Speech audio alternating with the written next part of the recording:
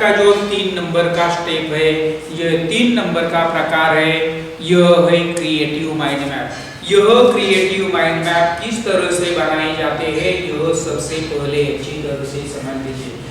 यहाँ स्क्रीन पर आपको इमेजेस दिखाई दे रहे हैं, इन इमेजेस को आप अच्छी तरह से देख लीजिए। यह सभी इमेजेस एक कहानी के हैं, जिसे कहा जाता है खरगोश और कछुए की कहानी। तो देखो यह क्रिएटिव माइंड मैप किस तरह से बनाए जाते हैं। तो सबसे पहले यहाँ देखिए, एक खरगोश है, एक कछुआ है, दोनों बहुत ही जबरदस्त दोस्त है। तो एक दिन उन्होंने यह तय किया, हम एक शर्यत लगाएंगे। उन्होंने यह शर्यत लगाई, और शर्यत लगाने के बाद वो यहाँ पर आप देख लेते हैं, यहाँ पर यह शर्यत स्टार्ट हो गई है। यह शर्यत स्टार्ट होने के बाद अब आप देख सकते हैं कछुआ पीछे रह गया और खरगोश आगे भाग गया। और उसके बाद देखिए, खरगोश जब आगे गया तो उसने गाजर खाए, मूलियां खाई और वो सो गया।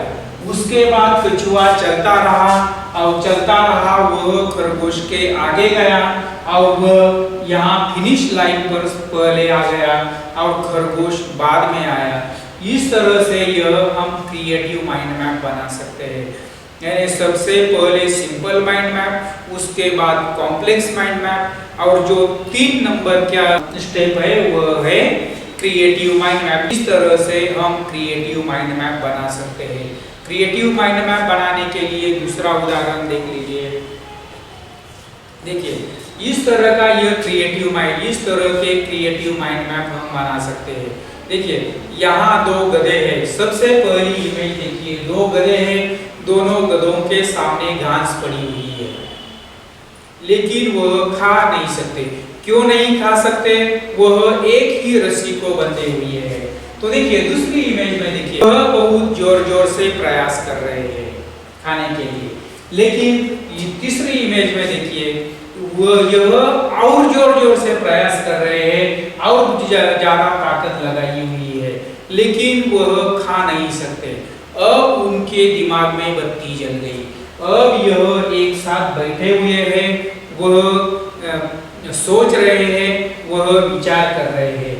अब उन्होंने क्या किया है, सबसे पहले यहाँ की घास खत्म की, और यह खत्म करने के बाद जो 2 नंबर की घास थी वह घास खाने के लिए चल पड़े। यह सभी क्रिएटिव माइंड मैप है। इस तरह से हमें लेसन्स अच्छी तरह से याद रहने के लिए अगर हम उनके क्रिएटिव माइंड मैप बनाते हैं तो यह क्रिएटिव माइंड मैप बहुत ही जबरदस्त होते हैं। जब हमारे सामने यह माइंड मैप होते हैं तो हम पूरा का पूरा लेसन अच्छी तरह से याद कर सकते हैं। इसीलिए यह अगर आप पेरेंट हैं तो आपको माइंड मैप टेक्निक अच्छी तरह से मालूम होना चाहिए। अगर आप टीचर हैं तो भी आपको यह माइंड मैप यह टेक्निक अच्छी तरह से पता होनी चाहिए, क्योंकि बच्चों की पढ़ाई कम समय में इफेक्टिव पढ़ाई होने के लिए यह टेक्निक बहुत ही जबरदस्त टेक्निक है।